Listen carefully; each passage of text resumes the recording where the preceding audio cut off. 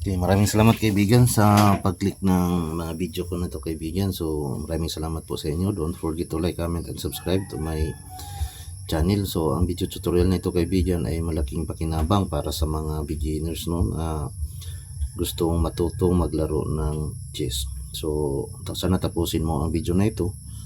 Ang sa ganun ay magkaroon ka ng kaalaman. So ito'y tutorial lamang kaibigan na talaga namang malaki ang may tutulong sa inyo para maging eksperto sa laro ng chess.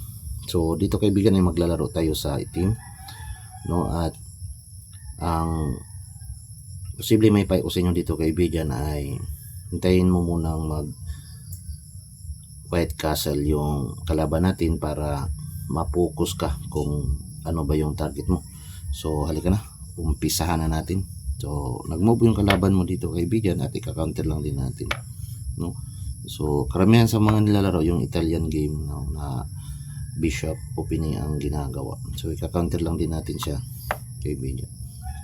So next na ginawa niya kaibigan ay itong horse niya, pinatalon niya. So pinatalon lang din natin yung horse natin kaibigan.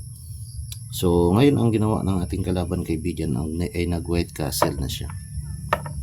So yan na yung pagkakataon kaibigan na isa sa pinaka popular na choice ng mga beginners talaga kaibigan. Ito'y talagang malaking maitutulong sa natin no, sa paglalaro ng ganitong laban.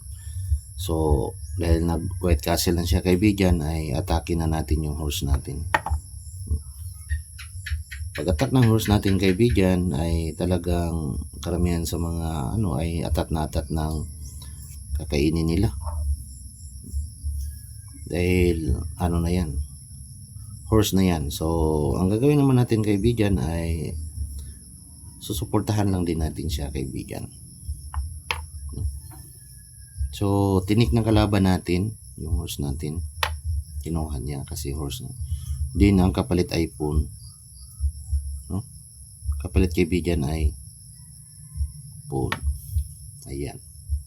So dito kaibigan ang inisip ng kalaban natin ay talagang lamang siya no, dahil horse yung nakuha niya. So hindi niya pa alam na bitag pala yun na posibleng isusunod din yung horse niya.